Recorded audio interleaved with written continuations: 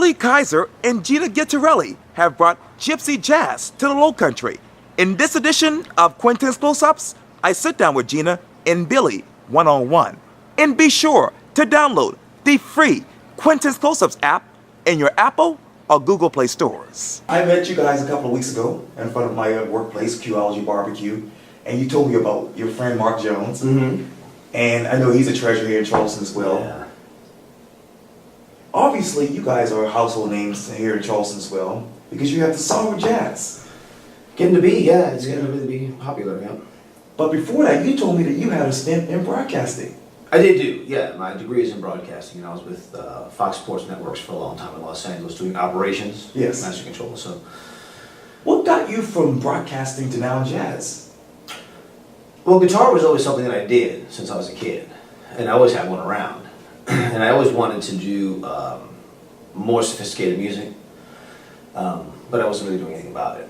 I was in the Army for a while, went to college, and then after college went to LA to work in TV. When the economy went south, my job did too, and so I took the money that I had saved and enrolled in music school at the age of 36, with the intention of becoming a professional musician, which now, at the age of 51, I've been doing it about 10 or 15 years now. So just a dream that I had hoped to make a reality and set my sights on doing it and did it. Wow. And Gina, of course, you told me you speak 5 languages. Yes, 5. So I'm Italian. I grew up with Italian. I have a lot of relations and family in Brazil, so I keep up with them all the time. So that's the Portuguese.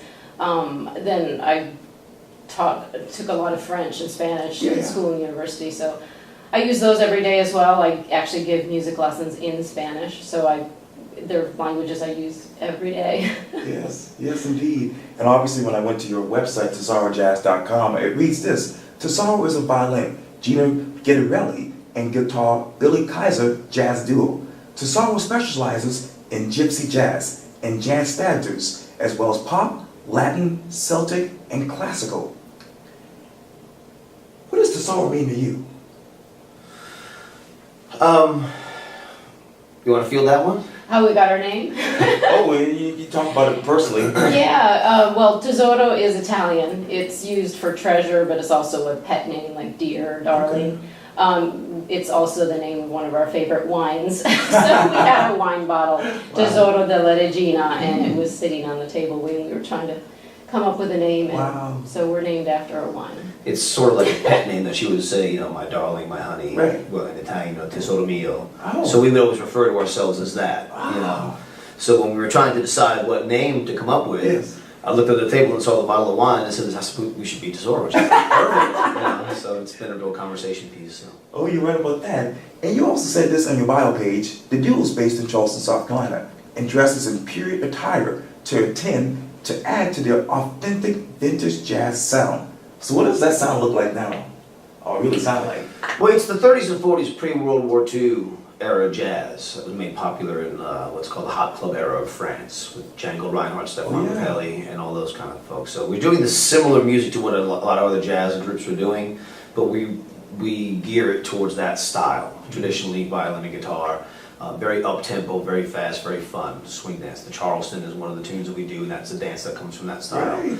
And we've always felt that costuming appropriately helps to add to the listening experience. So as we approach you today, we're wearing the period attire that you would normally see us play with outside of it. It's a whole lot of fun to wear too. I bet it is. And it goes on to say this: Tesaro performs the Charleston area as well as throughout the southeastern United States, including Savannah, Georgia, Tampa, Florida, Raleigh, Durham, Chapel Hill, North Carolina, Myrtle Beach, Wilmington, North Carolina, Raleigh, Durham, Chapel Hill, and the Outer Banks. What city describes you guys the best? Charleston, for sure. I mean, we moved down here just because we kept coming down. We were in Raleigh, North Carolina, and we kept coming down here to play. And our music is Charleston, the way we dress. Yes. And I think since we've been here, especially me, I've been really researching the era that we played. It's the Charleston Renaissance. It was when Charleston became a huge hub of artists and musicians in the 1920s, 30s, and 40s, and that's what we play. We play that great Charleston music. It was, again, I've been reading Mark Jones's book, Yes. doing the Charleston. it's fascinating. It's a fascinating time of history. So that's what we strive to do. And my father was a World War II vet, so he actually grew up with that music, and he would sing it to me, so I grew up with it. I don't know the words, because he didn't get the words. Neither did he. But neither did he. So the melodies, they're there. I grew up with all that, so it's dear to us, you know. In a reset, you talk about the music scene here in Charleston. What is the state of the music scene here? We found it to be really rich. I mean, there was a big music scene in Raleigh, but it was more of a rock scene, and very good rock bands. Wow. But there wasn't a lot of what we bring to the table there. But when we came to Charleston, we just found that there's, I mean, the hat that I'm wearing, I got from playing at the hat shop on King and Calhoun. Right. Gorin Brothers Hat Shop does music every Sunday, so they pay us in store credit. Right. So, you know, when you have a music scene that, you know, they play music at the hat shops, that's something to be said for that. But we have found that it's on par with any other music town. You know, everybody thinks New Orleans for jazz. Right. Charleston is giving it a run for the money for sure, because we're playing pretty much every night we want to. Wow. And there's live music at almost every venue, almost every night of the week right here in Charleston. It's fantastic. Oh my God, that's amazing. What's next for you in your mind? We're kind of where we need to be. You know, we were looking for that home base. You know, we've been lots of places as gypsy jazz performers and traveling around, and we've really never felt like we were at home until we came to Charleston. So I mean, this is the first time I've lived in LA, and I've lived in New York, and I've lived in North Carolina, and all over the place. But you know, being here and the community that's here, we just feel that we've found our place that's home. Our long-term goal would be to perform on the cruise ships. Oh, yes. So once our son graduates high school, he's a sophomore. You gotta do that. Then we're empty nesters, and so Yeah. we're gonna get jump on the cruise ship and travel a little. She wants to go to Europe really bad, and I want to take her there. You should do that. You should do that. Oh, we gotta give it. Yeah, it's be fun. But Charleston will always be our home base. We're glad to hear that. We love this place. Absolutely glad to hear that. So, Billy Kaiser, in one word, who are you? Guitarist. Besides being a guitarist, when you take off this hat, who are you? I don't really ever take off the hat. It's interesting that you asked the question, because I had, you know, we teach music too, and you know, in order to be a full-time musician, you have to do other things. You know, we would hope to be lucky enough one day to just play, but we do need to teach, and we do need to perform. We do need there's other things that we need to do to help supplement the income. I actually had a student one time at his guitar lesson. He was looking at me very oddly, and I said, "What's on your mind?" He says, "What's your real job?" And I said, "Well, this is my real job." And he said, "So you just sit around and play guitar all day?" And I said, "Well, pretty much." And it's fantastic. So when I'm not in the outfit and I'm not playing, I'm always pitching, always handing out cards. So, I mean, we're our own agents for the most part.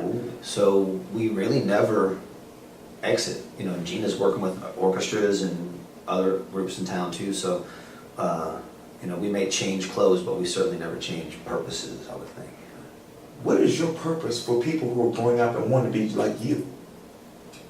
Well, really, and I think Gina feels the same, is just to let them know that it's actually is a viable career option. You know, when I grew up, it was like, oh no, you can't do music as a career. Do something more, what's the word I'm looking for, stable, or, you know.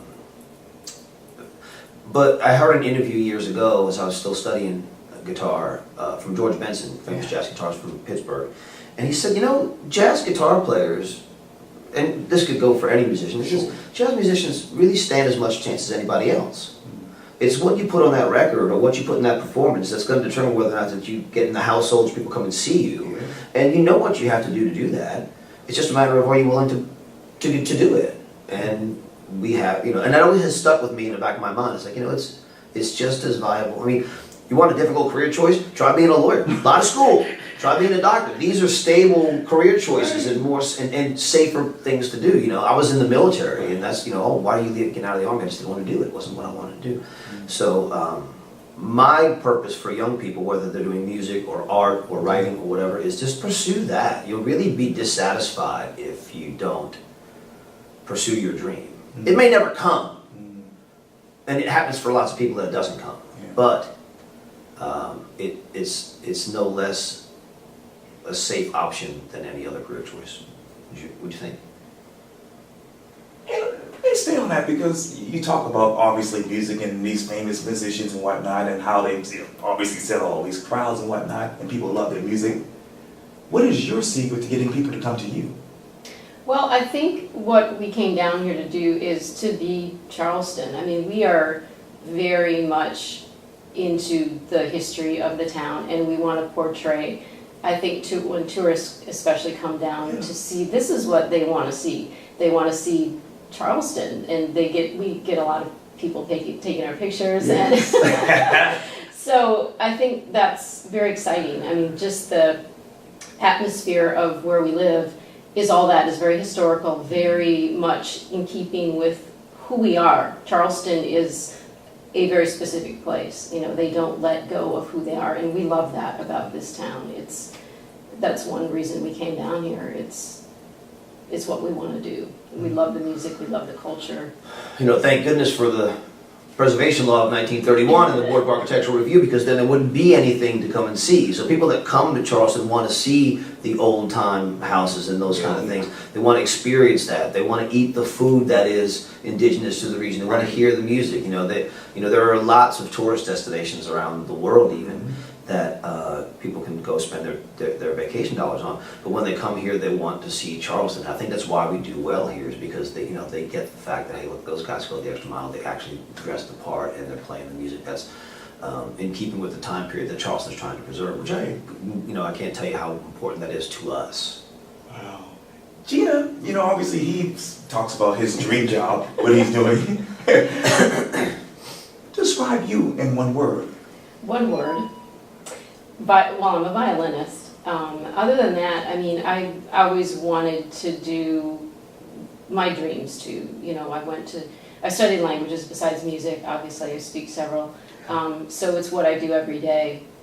And just as Billy was saying, it's really important to find what you love and do that. Our daughter is she's going to go to College of Charleston. Here we are. Here we are. And she's wrestling with that. Do you do art she loves, or do you go for the more stable job? And that's something everyone has to decide for themselves. And for us, Billy and I both, we always want to make sure we're doing what we love, and here we are. Yes, indeed. Thank God for that. Dreamer, I think, would be her one word. Okay. Well, She's a dreamer. Oh, good. That's amazing. Yeah. Write the headline. Gina and Billy will do what next in 5 years?